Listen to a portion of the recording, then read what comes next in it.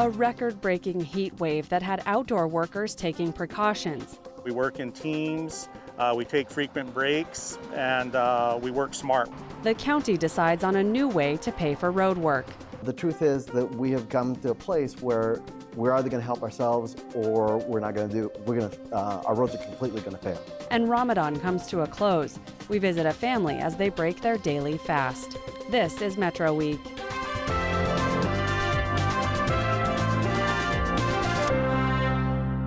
Hi, I'm Andrea Kelly. Thanks for joining us. It's hot. This week we broke records. Some reveled in the heat, others avoided it at all costs. We'll see how Tucson deals with the heat after a look at other stories from the Arizona Public Media Newsroom this week. The Arizona Court of Appeals ruled this week that undocumented students could lose in-state tuition at the state's universities. The appeals court overturned a lower court ruling that allowed in-state tuition to students with deferred action status. This status allows undocumented immigrants who were brought to the country as children to go to school and work without fear of deportation for 2 years. The president of the Arizona Board of Regents said these students could be eligible for a special non-resident tuition. That rate is 150% of in-state tuition and less than out-of-state residents pay.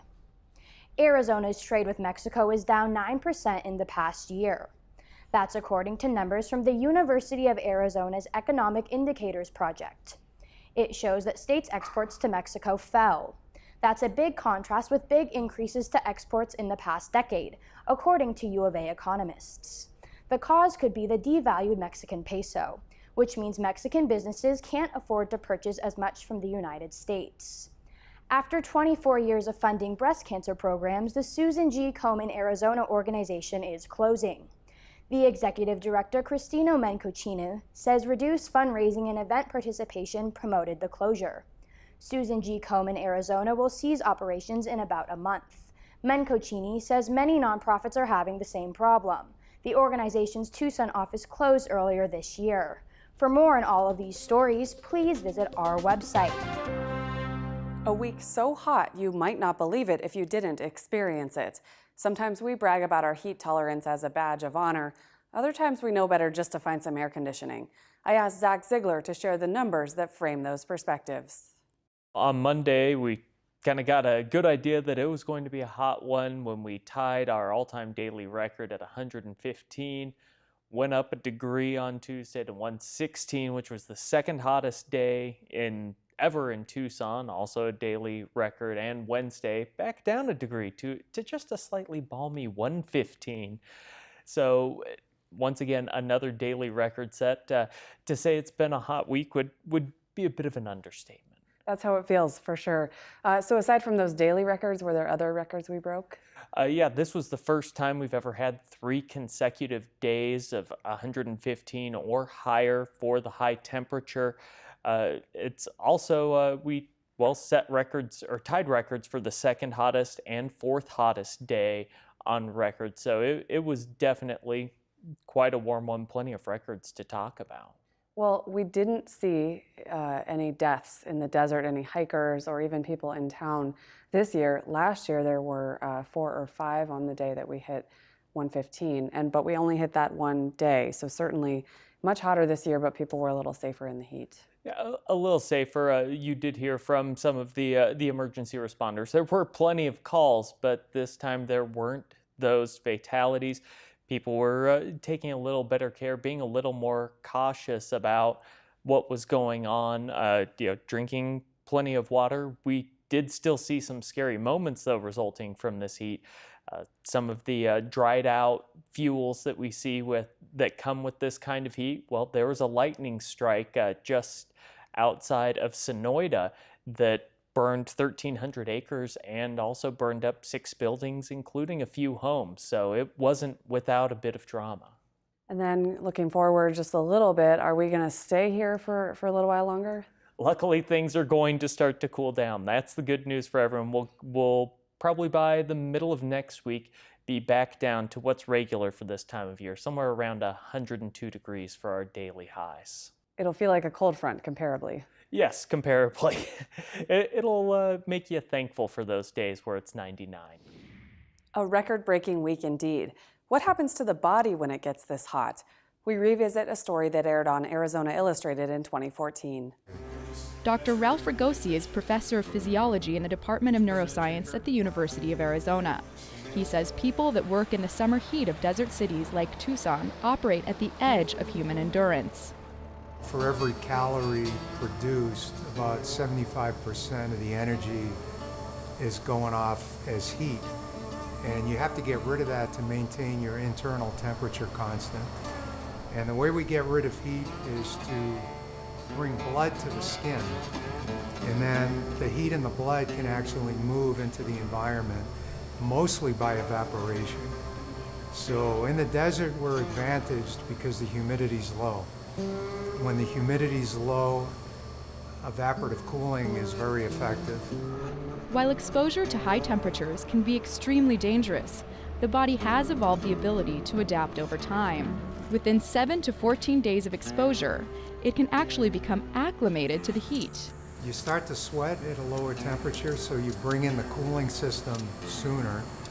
And also the amount of sweat produced by your sweat glands increases.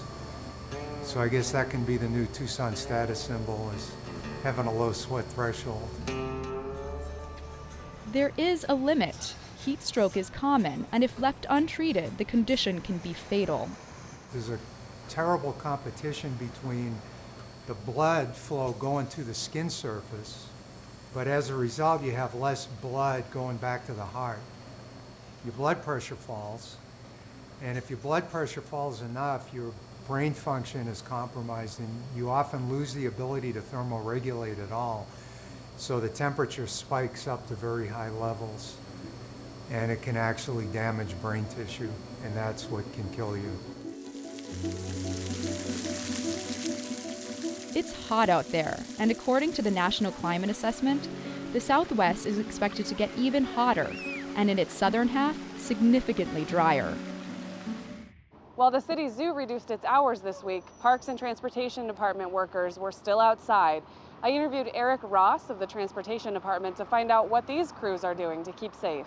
Today we're performing channel maintenance, which is cleaning a wash in preparation for the monsoon storms. What does that entail? There's a front-end loader, there's a water truck. What all do you bring out here to do that? We're cleaning the bottom of the wash to promote proper water conveyance, so when the heavy storms come in, the water goes where it's supposed to go.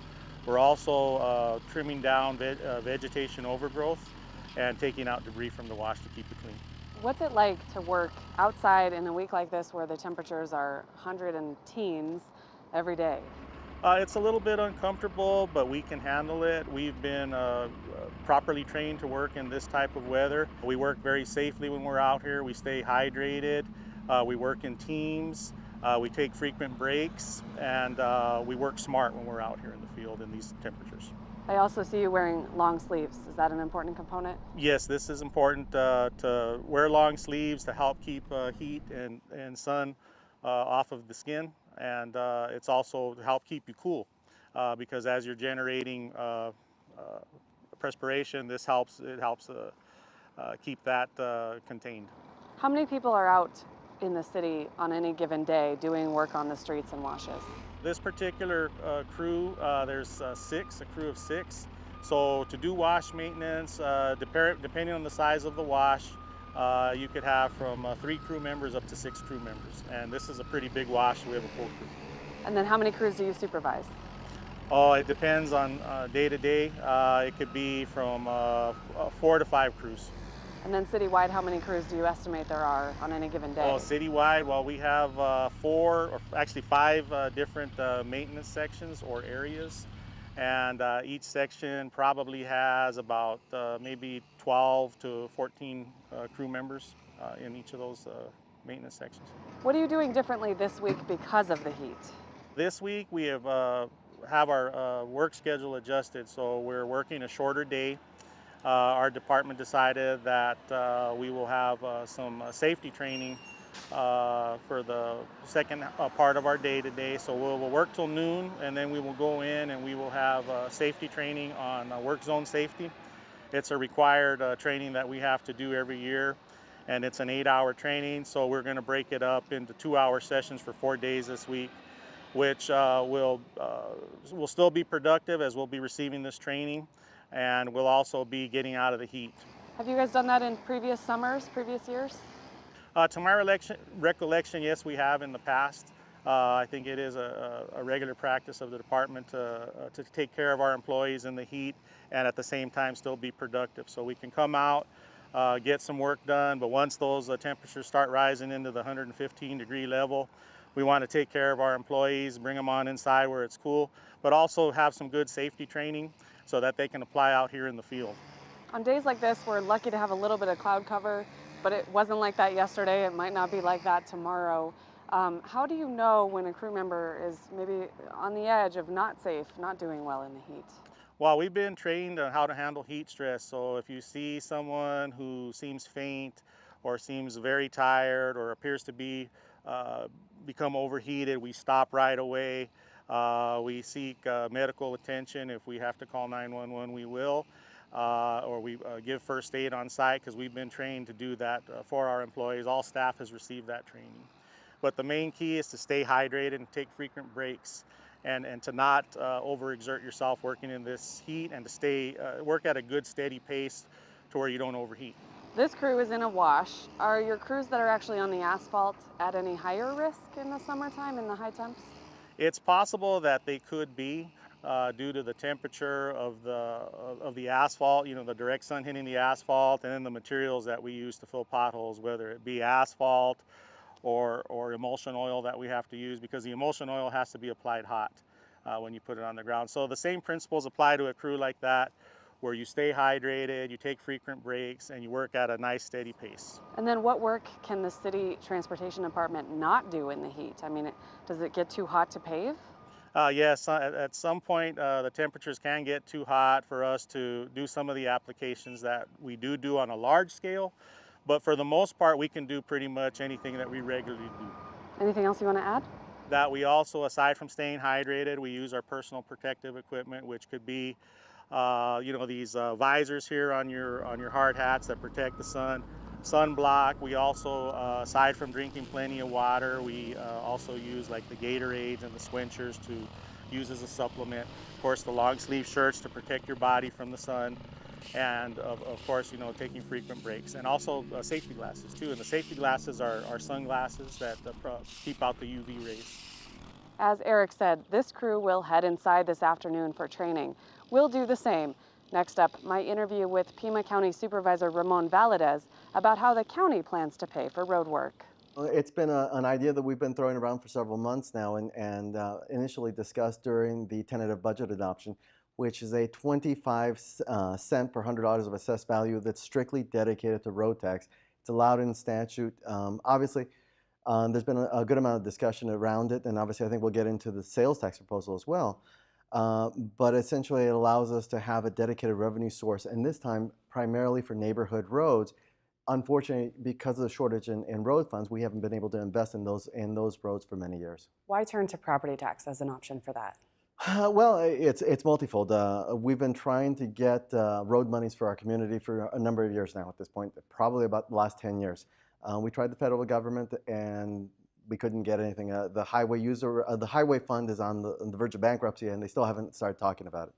At the state, we passed a resolution a number of years ago to try and get them to raise the gasoline tax or look at other options, and nothing happened. This last session, the GOP chairs of both transportation committees in the House and the Senate took up the issue.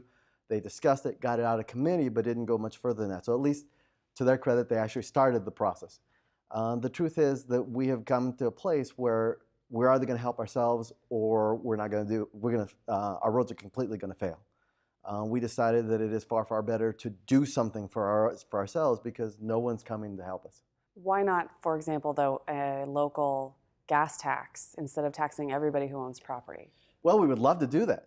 Unfortunately, the only avenue open to us was the property tax. The only other alternative is a sales tax, but it requires a unanimous vote of the Board of Supervisors in order to enact. There's a little confusion in that the RTA is a county-wide sales tax, but it is not a county sales tax. And so we looked at all the alternatives. The only one that is open to us are those two. And absent a unanimous vote of the board, the sales tax isn't really an option. So what was the vote on the property tax? The property tax was a 3-2 vote, and that was part of the budget. And part of the discussion was also who decides the priorities of what roads get taken care of. Some on the board, the conclusion you guys came to was to send it to a committee, correct? We created a committee because what had happened is that when we took $5 million out of the general fund and spent it only in unincorporated areas, District 2 and District 5, which is myself and Supervisor Elias, our districts are primarily inside municipal areas. So they weren't going to see any direct benefit. So what we did is when that was created, we made it very, very clear in open session that those monies had to go to major thoroughfares of regional significance. Give us an example in your district. Well, Nogales Highway. Okay. But in the case of, there was one supervisor who frankly paved a semi-neighborhood road. It wasn't a regional thoroughfare. We tried to have that discussion with that supervisor, and that's when we moved monies around. So what we felt is we tried to learn from that mistake. All right, so let's create a public, transparent, and open process to make those kinds of decisions, to recommend to the board. The final decision is still the board's, but this committee is going to vet in a very public and transparent manner where those monies are going to go. And you agreed with that decision, right?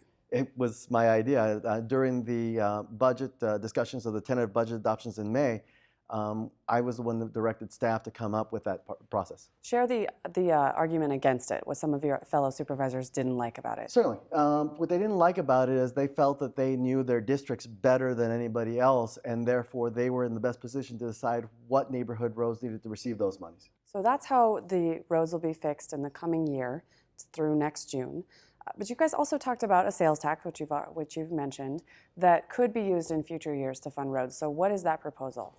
What it is, and here's what everybody needs to know. In order to enact a sales tax, unless the legislature changes the law, it requires a unanimous vote of the board.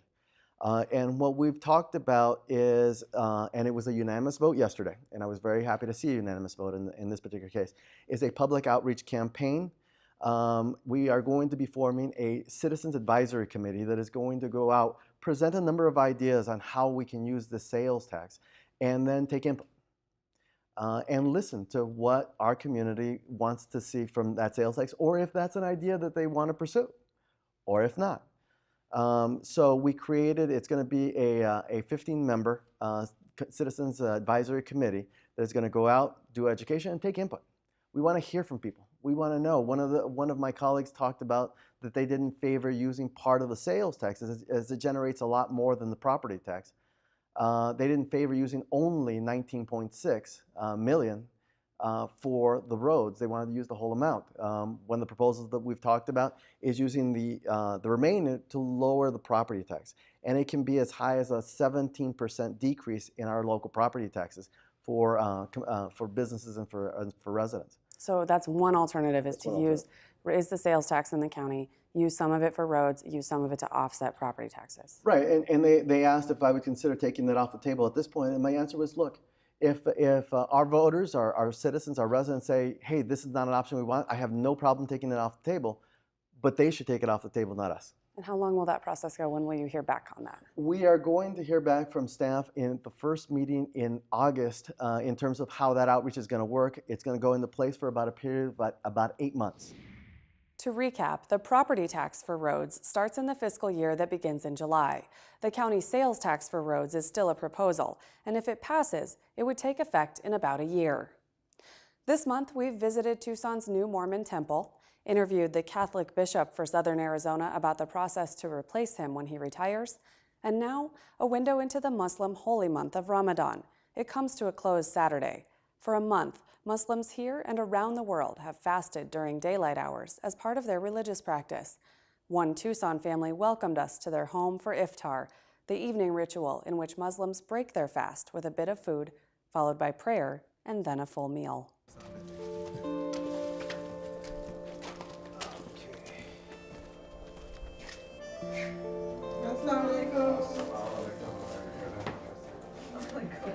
Ramadan is the holy month of Islam. It's the 9th month And the concept of the whole month of Ramadan is to more pious and fasting.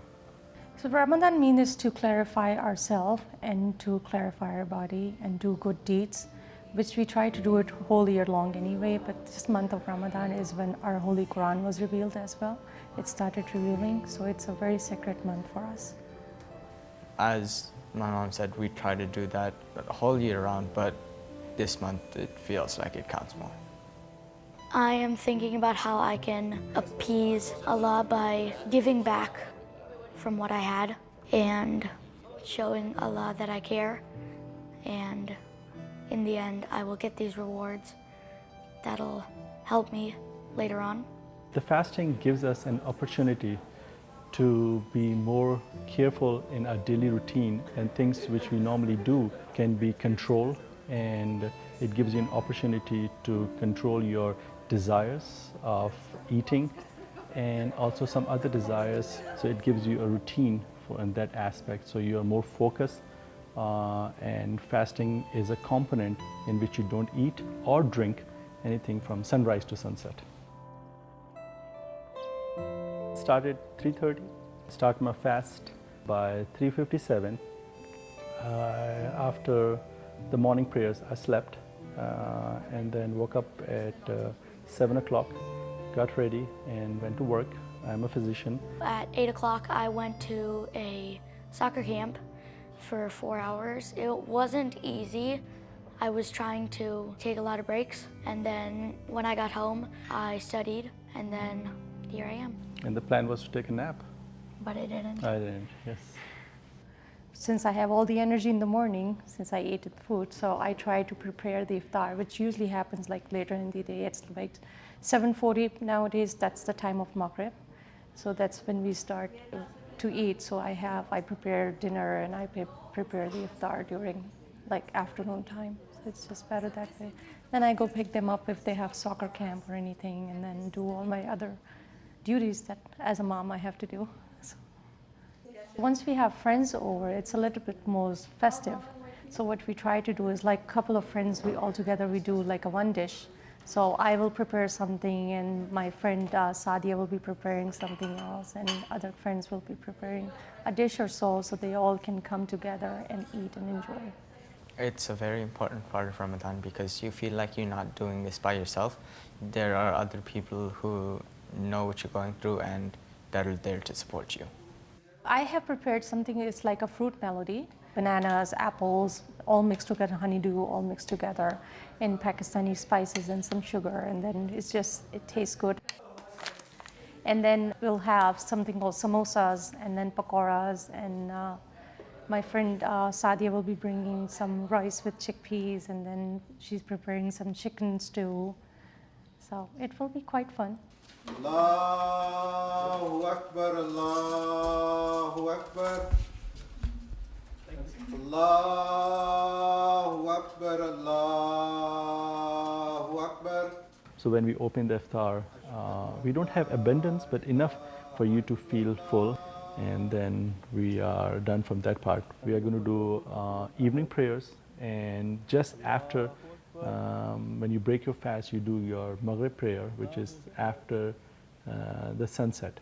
Normally, most of the time in the evening when we are at home and the family is here, and before iftar, we recite Quran, the holy book. And we do that more and more during the month of Ramadan also. And then we have a dinner after that. And most importantly, we feel good when all the kids are sitting on the table with us, and we talk about that thing and different issues, including the daytime. So it gives an opportunity for us to all to be on the table also. You struggle the whole day, and at the end of the day, you are saying, I did it for Allah, and can do the same thing the rest of the days even when you're not fasting. So the goal is, other than fasting, if you can do charity in that month, you should do charity. We're going to go to the Casa Maria. We make lunches for homeless people. We also contribute to needy people, and especially refugees who can be helped, and more contribution to the mosque, because the month of Ramadan, if you do good deeds, they are multiplied much more as compared to the regular month when you are not fasting or you're not in Ramadan. When we do charity, we feel pretty good about it. When it's finished, we feel proud of ourselves that we did it, even at this hard time, even when we're fasting. I think not a lot of people are aware of what actual Islam is. So for them, it might be a different way of thinking, just whatever you get it from news and whatever you get it from other friends. So if they come directly to a Muslim, it's better to get a first-hand answer as to what Islam is. It helps them realize that we are just regular human beings like everyone else. It feels good that our month people are seeing how we do our religion, and so then people can know what we do. I look forward to having the time at the end to celebrate, but also I get to spend a lot more time with my family, and I am happy for it. While we were at the Ahmed's home, two of their guests wanted to offer their perspectives on culture and religion. Ayla Ahmad and Summer Iftikhar shared their thoughts on growing up as female Muslim teens in Tucson. In our community, it's like Pakistani, and that's like a very patriarchal society where it's like the men control everything and the women are kind of like not submissive, but they're taught like that their opinion and what they can do, like they're not strong enough. Like all my guy friends are allowed to do whatever they want. They can like be out till later than I can, but because I'm a female, like because I'm not strong enough to defend myself, whether like a man is who's the same age or even younger than me. They're like treated differently just based on their gender. It's not necessarily a bad thing that they want the men to do really well, but they don't see the potential that women have as well. Like sometimes, like I want to go to medical school and become a doctor and everything, but anyone in the community will say, oh, but what about your family and your kids? What will you do about that? Like they never ask those questions to like a man in our community. It's always like the women who have to stay home and take care of the kids. Like that's the first thought that everyone thinks of in our community, and I would really like to change that. But I think these ideals are changing over time, as we become a progressive modern society. Thoughts are changing, ideals are becoming more modernized, especially in our community in Tucson. And unfortunately, you do see these, backwards thoughts still present in third world countries and even in Tucson. But as we grow, as we learn to appreciate our culture, our religion amongst each other, we learn to adapt and, go along with the times. Because it's Ramadan, we are learning to experience what other people are, experiencing in third world countries, with the matter of not having good access to other resources. And with us, we appreciate our education. We learn to, just be thankful for everything that we have. And of course, as being, female teenagers in Tucson, we, have to grab the mantle of modernizing the culture to the religion, because right now, as she said, women are less dominant to the men, and so that's something that we need to change, because that's not how our religion. Yeah. Exactly. Yeah, because in the religion it says that women are basically equal to man. Like it's the culture that needs to change. It's not the religion. People have this really big misunderstanding that Islam like thinks women are submissive, they can't do anything. But no, there's like there's a part in the Quran that says that even like that allows women to divorce their husbands if they don't treat them properly, and inheritance and stuff like that, before other cultures even had allowed women to get inheritance from their fathers. The portrayal that the media has, especially in the current political climate, everything is portrayed in such a manner that it's not what it truly is. People say that, look at all these Muslims are covering their whole face, but, they choose to do this. It's not a matter of they're forced to do this. I choose not to wear shorts, but I choose to show my hair, and that's my decision. That's my own choice that I've made after reading the Quran, after, being in sync with my religion from such a young age. That's what I've decided to do. Ramadan ends Saturday, June 24th, and that's when Eid al-Fitr begins. That's a 3-day celebration, though Ubair Ahmed says there are usually festivities for a couple of weeks. That's it for us. We wish you a healthy, safe weekend in the heat. Thanks for watching.